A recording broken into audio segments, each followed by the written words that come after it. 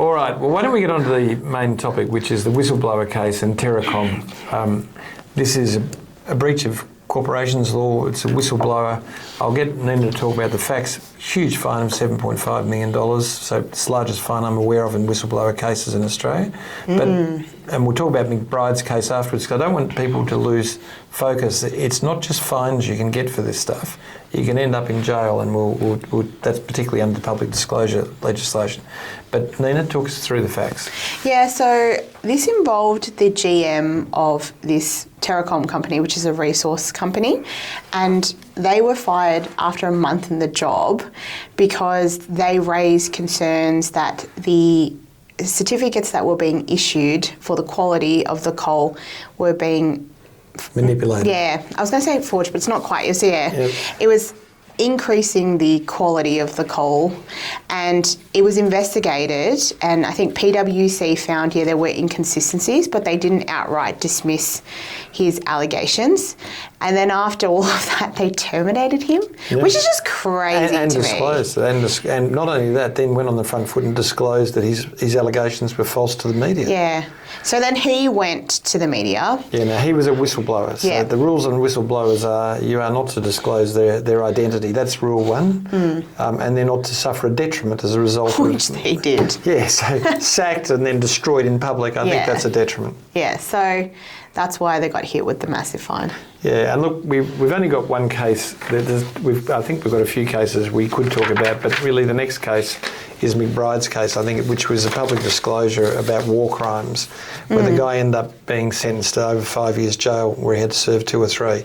So I just want you to understand there are whistleblower provisions that exist in legislation, but there is also whistleblower procedures that are commonly set up, particularly in the financial sector and other sectors, around people who have an entitlement to raise matter and be protected. They are governed by the policy and process that sets them up. But to treat someone adversely as a result, it is a clear general protections claim. So, and a breach of a whistleblower under general protections would be a horrible claim to wear, and if found to be true, would be a devastating award, because you get the aggravated damages award to go as well with the general damages. Well, let's get on to the case study, will we? Okay. All right, so Con worked for Value It Pty Ltd, VI, a company owned by Delilah Fanning. VI was engaged to value some land adjoining a soccer pitch. Con told Delilah that the president of the soccer club who owned the land was his brother. She laughed and said, "How do you think we get our work?" Con tried to explain he was instructed by the bank as the valuation was required to support borrowing a loan application. Delilah waved him away in a dismissive way. Con struggled to work with Delilah. Her instructions were often brief and not clear, and her tone and manner were consistently abrupt, aloof, and dismissive. 2 months before this valuation job, Con had come home to his wife Effie one night after Delilah had publicly criticised one of his valuations in front of a client and other staff, despite her being wrong. Is that right? Yes, her being wrong, right? Yeah. He felt hurt and slightly intoxicated. After drinking too much at a bar, he had gone to heal the pain. As he walked through the door, he burst into a Tom Jones impersonation of Delilah, singing, "You're going to have to do this. I don't know the tune." Why, Delilah? Okay. She stood there laughing. Okay. I felt the knife in my hand and she laughed no more. I don't know that song. Effie hugged him and he cried. I think that's an age comment, by the way, just in case you're missing. That's a protected attribute. Effie was very worried about him.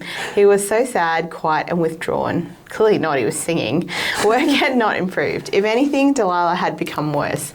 Con undertook the valuation and provided it to the bank.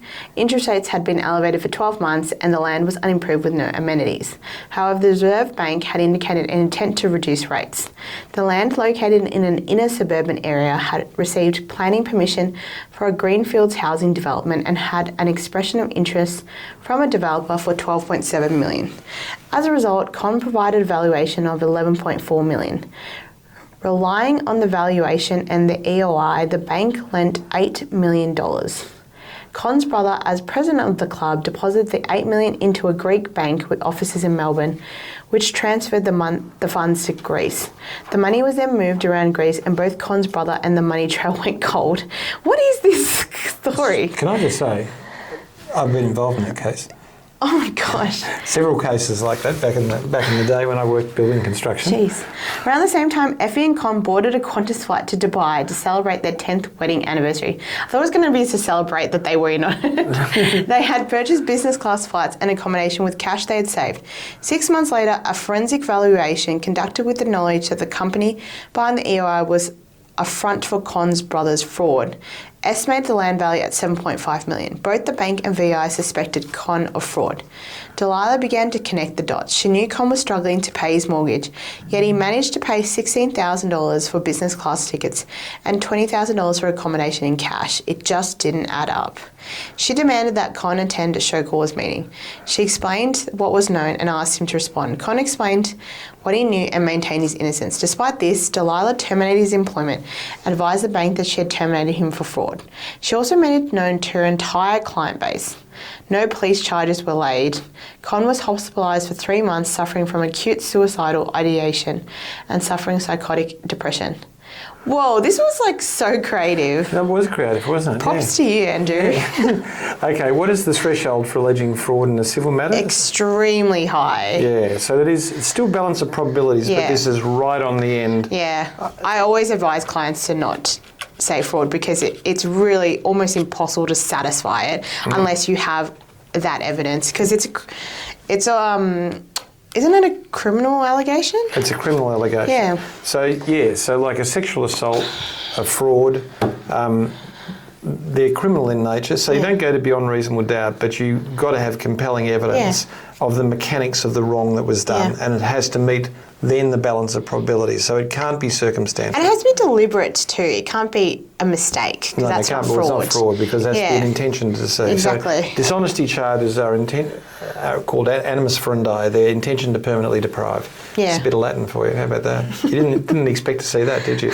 What is the law of circumstantial evidence in an investigation and dismissal? Okay, so that is that circumstantial evidence is evidence which doesn't directly go to the causative elements of it, and there has to be no other reasonable explanation. So if you've got circumstantial evidence, so Nina was in the room, I saw Nina leave the house, a body was found shot, I saw Nina carrying a gun, that's all circumstantial evidence because no one saw Nina shoot them.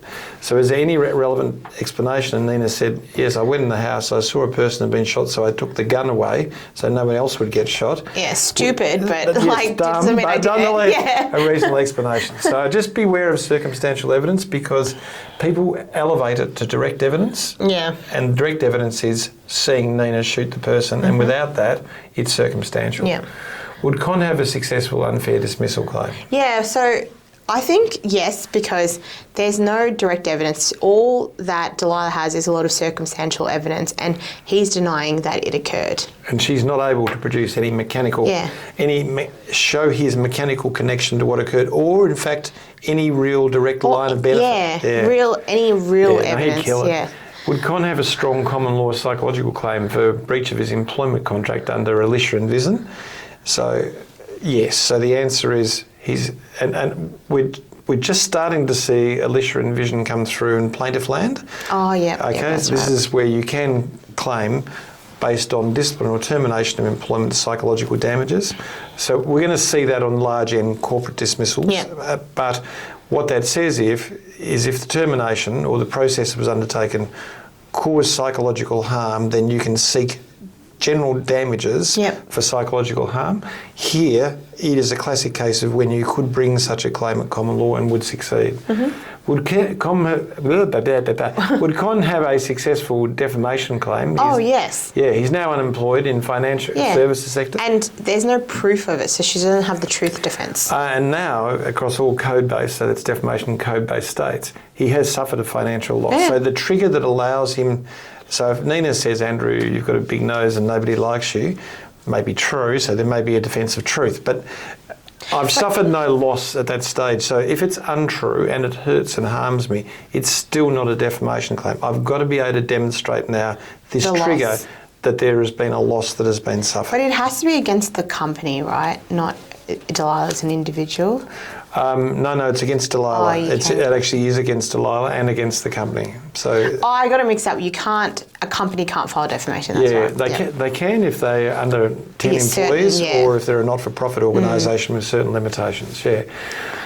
Were Were there psychological hazards? Well, let's list them. No, let's not. There were so many. The way she was dismissive, the way that she didn't give clarity, the way she was rude and intrusive, the way that she humiliated him in front of the lack of procedural fairness as well. Anyway, there's nearly all of them there. They're good. Was Delilah's behaviour bullying? Yes. Yes, it was. It was repeated unreasonable behaviour targeted at him. So unreasonable means that an objective person would say that it could hurt, humiliate or intimidate. Yeah. Absolutely. And there was, Do you feel we're running out of time because we're speaking very harm. fast and over the top of each other? Okay, Con was suffering a significant depressive episode at the time of his evaluation from the constant behaviour of Delilah. Would Con have a strong workers' comp claim? Yeah, totally. Absolutely, totally. Why did you make so many questions? Would the safety regulator prosecute? It's a big question. If so, who and what charges? Yeah, well, the safety regulator would be going after Delilah. The problem is the safety regulator doesn't like where it might turn out dirty, so it might turn out... Yeah, I feel like they wouldn't really touch this. They wouldn't seize this, although we're dealing with a matter at the moment where the safety regulator has got involved with a person whose behaviour is pretty doubtful. But nonetheless, I think, yes, they would prosecute. Delilah and the company are right in the gun.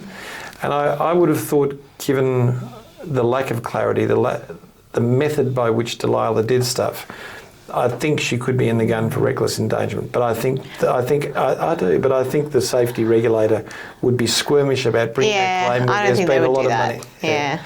But that just shows, I guess the reason I put that in there is it shows how politically motivated safety regulators are and how they don't want to get their fingers burnt. They'll only go in when they think they've got to win and there's a statement to be made. So there you go. That's it for the day. So I think... Give us a thumbs up. Yeah, please give us a thumbs up. And See you next time. See you next time. Bye-bye.